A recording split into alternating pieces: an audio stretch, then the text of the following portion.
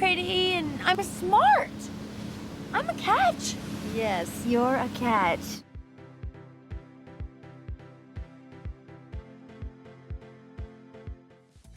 Number 10. Dealing with Trey. If we can rely on Charlotte for anything, it's to give her marriage a fighting shot. On her first go, she exhausts herself trying to make Trey comfortable when it comes to their intimate life. Clearly, though, his lack of communication, insecurity, and stubbornness are the things tanking their relationship. Hey. Oh, yeah. The next night, I realized firsthand just how many desperate New York women there actually were out there. Wow. Although the situation is unfair, we're proud of Charlotte for sticking to her values and stating her desires before bowing out. In Season 3, for instance, she confronts a chilly Trey about her own unfulfilled needs. I'm Madonna, and I'm not a whore. I'm your wife, and I'm sexual, and I love you.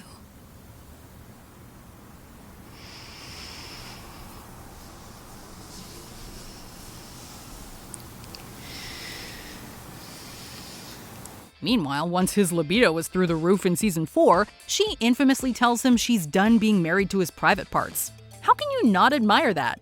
Oh. I'm tired of being married to your penis. I'm a person. And this is supposed to be a relationship. And I'm done walking on eggshells. Oh! Number 9. Keeping her composure during her wedding to Harry. Oh my God, what are you doing here? Don't look at me. Don't look at me. Jesus Christ, Char, my ear. You're not supposed to see me in my dress. This is bad luck, very bad luck. Charlotte's first wedding is basically a dream. But as beautiful as the ceremony is, what comes after with Trey is far from easy.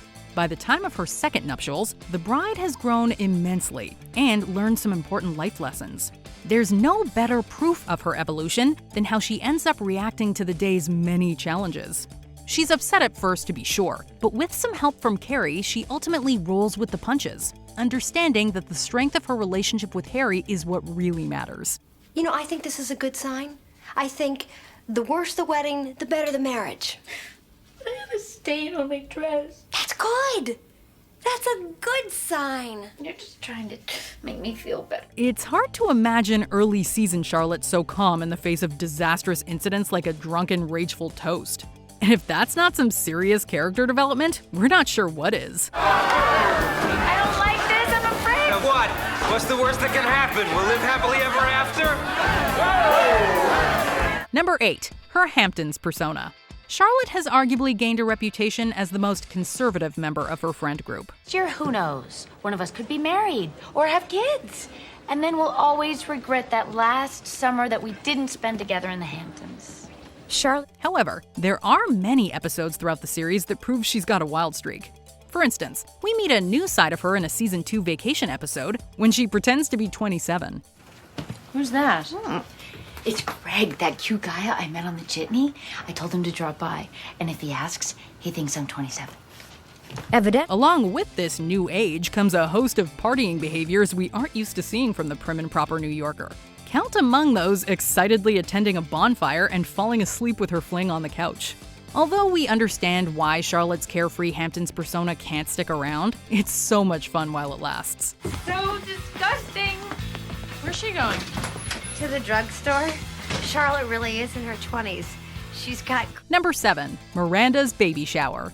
When Miranda gets pregnant with who we now know as Brady, a thorny conflict develops between her and Charlotte. You're not even going to consider having it?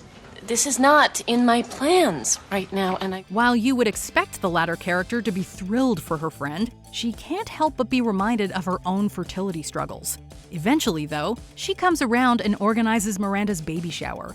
Though it's not easy, she adapts to her gal pal's tastes with a no-fuss event. Sure, the hostess gets emotional during the proceedings, but this leads to the two women sharing a touching heart-to-heart.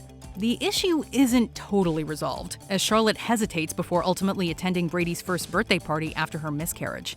I can't go to Brady's party on Saturday. Okay. She'll understand.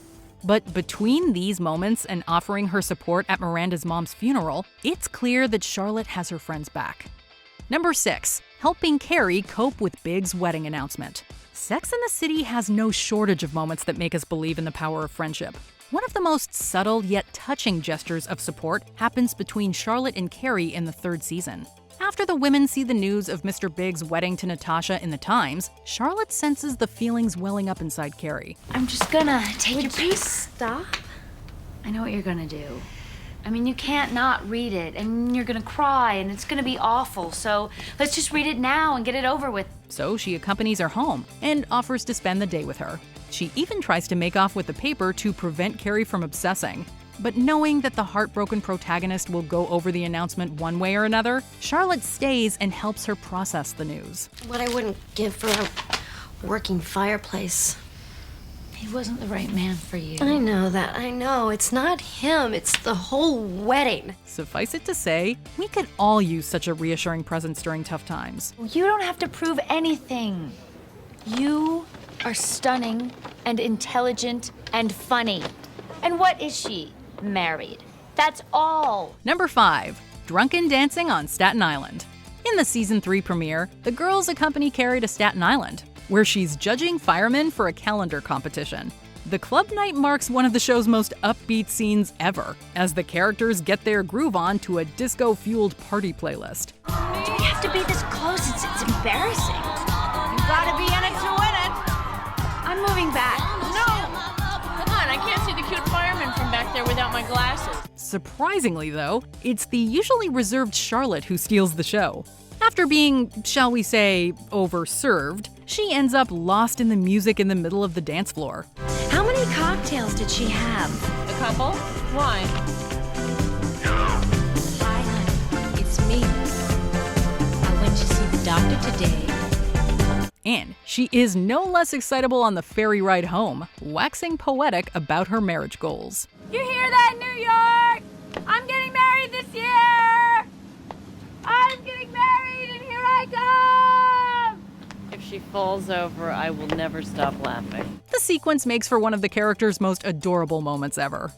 Number 4. The sorority lunch. In the season 3 episode Frenemies, a surprising schism develops in Carrie's friend group. While Charlotte is tired of brash bedroom talk around the brunch table, Samantha feels judged for her liberated lifestyle. I'm gonna learn that you can't just sleep with everything that comes along. Hey, Mrs. Softy, at least I'm getting laid. And you can forget Samba. As both women turn to more like-minded acquaintances, they come to appreciate their existing friendship even more. In Charlotte's case, her reunion with the snobbish women of Kappa Kappa Gamma does not go quite as planned. Her friends had become frenemies, and to them, she had become Samantha. Here's to new friends.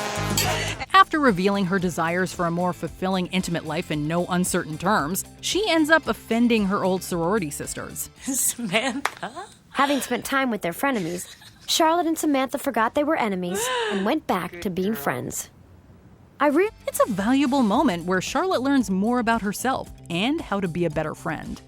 Number 3. The drag photo shoot. Most of us remember boy, girl because of Carrie's problematic reaction to dating an openly bisexual man. And before Leslie, there was Mark. Is that a problem? But Charlotte's storyline in the episode stands in stark contrast as one to root for. She gets to know a photographer who takes pictures of subjects in drag, and he wants her to pose for him. I feel we have dual powers within each of us. Men could be very female, and women could be very male. Gender's an illusion. Sometimes a very beautiful illusion. She's unsure at first, but the experience ends up being incredibly fun and empowering. You can get any woman you want. You're rich, you're powerful. You eat guys like me for lunch. How you feeling now? I think I need a bigger sock. It's yet another example of the character being willing to experiment despite her supposedly rigid ways. Plus, she is a total knockout as a mustachioed guy in a suit and tie. Number 2. Giving Carrie her engagement ring. When Carrie needs a loan to buy her apartment in season 4, Miranda and Samantha offer up their material support. Really, really sweet of you two to offer. It's really, really sweet, but I'm gonna do this on my own. But Charlotte is reluctant to mix finances and friendship. It leads to a painful rift between the usually rock-solid friends, but thankfully, they come around in the end. I love you. But it's not my job to fix your finances. In a truly beautiful display, Charlotte gives Carrie her engagement ring. Fans know how important this object is to the marriage-minded uptown girl, but she's willing to let it go to help her friend. Of course, Carrie promises she'll pay her back. Will you take the ring? I will. Thank you. The conflict leading up to this moment is undoubtedly intense, but thanks to Charlotte's compassion, the duo's relationship ends up even stronger as a result. Before we unveil our top pick, here are some honorable mentions. Collaging Trey's magazine. When she discovers his racy magazine, Charlotte decorates its pages with her own photos. Charlotte had no idea. She wished they were 13 again, before sex had made everything so complicated. When just holding hands and a goodnight kiss would have been everything she... Making up with Harry, Charlotte learns to appreciate what she's got. I don't care if you ever marry me. I just want to be with you. I would be lucky to have you. Shocking her friends. When Miranda brings up an unconventional act in the bedroom, Charlotte is remarkably open. I have to reciprocate? No, I would never do it back to them. Neither would I. Me neither. You wouldn't? Number 1, telling the girls they're her soulmates. When it comes to memorable quotes, Sex and the City is a true treasure trove. The sentence, independent single women in their 30s are never supposed to think, let alone say out loud. I'm sorry, but it's true. I've been dating since I was 15. I'm exhausted. Where is he? And yes, many of the memorable sound bites come from our columnist narrator, Carrie Bradshaw. But Charlotte's iconic lines cannot be forgotten either. But there's got to be that someone out there who's just perfect for me. Maybe I should keep looking. Here you go. In fact, she's the one who voices what's arguably the premise of the entire series. After a disastrous birthday leaves Carrie feeling lonely and loveless, Charlotte suggests that the women's true loves have been under their noses all along. Rather than looking to men for fulfillment, she proposes that the central foursome find their soulmates in one another. Maybe we could be each other's soulmates. And then we could let men be just these great, nice guys to have fun with. For all their talk of boyfriends and marriage, this moment proves that Charlotte is a friend until the end.